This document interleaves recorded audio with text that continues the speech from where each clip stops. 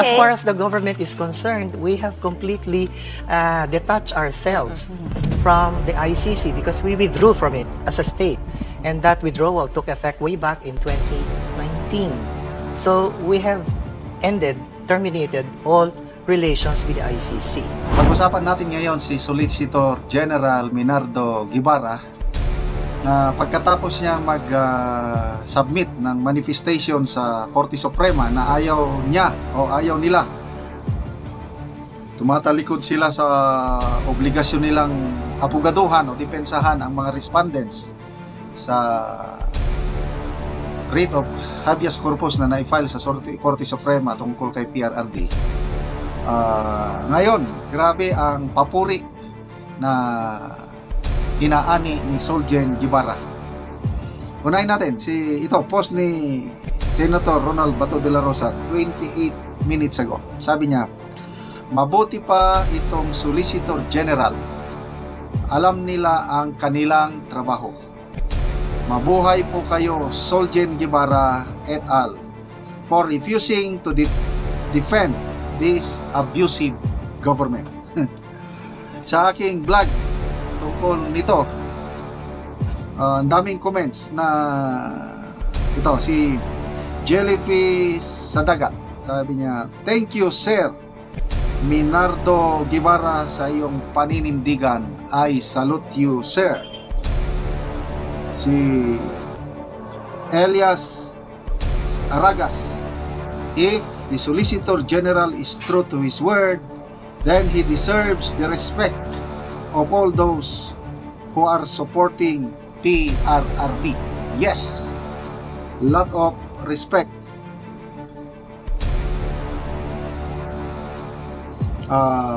Margarita Liboon, tama Solgen na huwag tulungan sila Marbel at Torre, sobrang mayayabang, pauwiin si Tatay Digong. Sino pa ito? Leia Palaypayon, kasi mali sila at ayaw ni Solgen, lahat kapalpakan ang ginagawa nila, ayaw na ni Solgen. Rudy Gulis, we salute you Solgen Menard Guevara. Okay sir.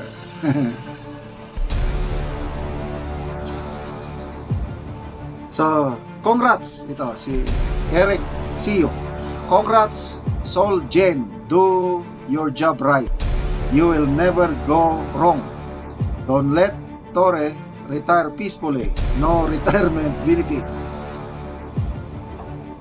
Precious Jemsa, God is so good po talaga. Sana makauwi na nga po si Tatay Digong. Yes, palagi ko, answered prayers natin ito. Di ba, nagdarasal tayo para sa kapakanan ni Tatay Digong. Ito na. Ako, I do not expect na ang Solgen tumalikod sa kanyang tungkulin. Tingnan nyo sa mga oral arguments ng PhilHealth issue. Nandun ang Solicitor General. Sa constitutionality of the budget, April 1, 2, and 3, hindi naman siya tumalikod. Haharap siya. Siyang magiging abogado ni Congresswoman Stella Kimbo. So, dito, nakakagulat na ayaw. Hindi pwede. Bakit? Kasi ang paninindigan ng Solgen, wala ng jurisdiction ang ICC sa atin. Ang paninindigan ng Solgen, gumagana ang justice system sa bansa, gumagana ang korte, gumagana ang prosecutorial service, gumagana ang lahat. Bakit kailangan mo pa ang ICC? Di ba? Ang tanong ngayon, sino ang magiging abogado ng mga respondents? Ito, nagsalita pakinggan natin si Atty. Sal Paniello, no?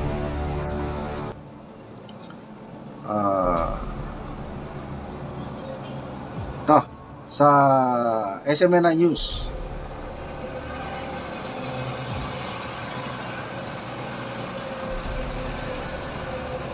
The Office of the Solicitor General is in agreement with our position in the petition for the writ of habeas corpus na yung ICC ay walang jurisdiction. Kaya hindi na nila pwedeng ipagtanggol sa mga opisyalis ng gobyerno, ay ni Lucas Bersamin, ni PNP Chief Marbil, General Torres, ni Secretary Remulla. Hindi yun nila i-represent, ayaw nila. Ayaw sa kanila kasi mulat sa poll, ang aming mga pahayag internally, publicly, sa lahat, pati na sa ICC, ay sinabi namin walang jurisdiction ang ICC. Hindi po pwedeng kaming mag-represent dito sa respondents kasi hindi na kami makaka-epektibong mag-depensa sa kanila kasi kontra na sa aming posisyon. Anong ibig sabihin? Ibig sabihin, nagaling mismo sa abogado ng gobyerno kasi ang Solicitor General ng abogado ng gobyerno, inamin nila na illegal, unconstitutional ang ginawang pag-aresto, pagtitini at pag-kidnap kay Presidente Duterte. Yung pong mga respondents ay meron ngayong umagang obligasyon na sumagot. At ang mga respondents, like yung Secretary Remulla, sino pa? Si PNP Chief Marbil, General Torre, at basta apat ang dinimanda namin doon. Ang mag-re-represent ko sa kanila, under the law, ay ang Solicitor General. Kung matatandaan nyo, yung Solicitor General ay ilang beses nating tinurigsa. Katunayan, kanina lang, di ba, pinatatan ko yung pinaalala ko yung walang jurisdiction pero kung ano nung pinapahal nila. Ganun pa man, sila ang abogado ng gobyerno sa aming petition for writ of habeas corpus. Kanina ho, nag-file sila ng manifestation ng opisina ng Office of the Solicitor General sa Korte Suprema. At ito po ang sinabi nila. Babasahin ko lang ho yung mga pertinent paragraphs. To recall on March 17, 2018, the Republic of the Philippines in the exercise of its sovereign prerogative under Article 127, Paragraph 1 of the Rome Statute, deposited with the Office of the United Nations Secretary General its written notification of withdrawal from the statute. The withdrawal took effect on March 17, 2019. Paragraph 4 sa kanilang manifestation sa Supreme Court. At sabi ko ng Office of the Solicitor General, in steadfast adherence to this sovereign decision, the Office of the Solicitor General has consistently maintained, both in its submission before the ICC and its public statements, that the case of the Philippines was not admissible and that the ICC failed to timely exercise its jurisdiction. Consequently, the Philippines government has no legal obligation to cooperate with the ICC nor recognize any process emanating from the ICC following the effectivity of the country's withdrawal from the Rome Statute.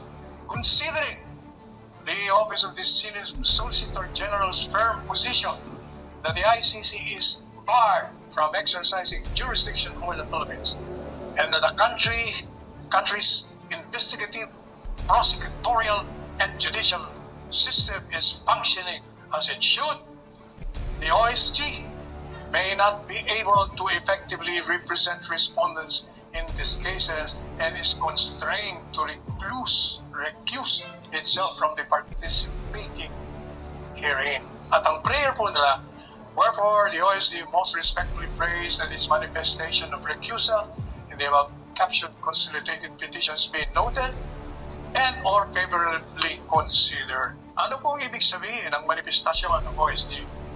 Ibig sabihin, the Office of the Solicitor General is in agreement with our position in the petition for a writ of habeas corpus na yung ICC ay walang jurisdiction. Kaya hindi na nila pwedeng ipagtanggol, katawanin, i-representa yung mga respondents, mga opisyalis ng gobyerno, ni Lucas Bersamin, ni PNP Chief Marbil, General Torres, ni Secretary Remulla. Hindi yun nila i-represent, ayaw nila. Ayon sa kanila, kasi mulat sa poll, ang aming mga pahayag internally. So ang tanong, sino ngayon ang tatayong abogado ng mga respondents? Mangunguha ng abogado sa DOJ? O kaya ay private lawyer? O kaya surrender na lang? So nakakatuwa po yung mga ganitong developments. Sige, hintayin lang natin. Continue lang po ang ating pagdarasal.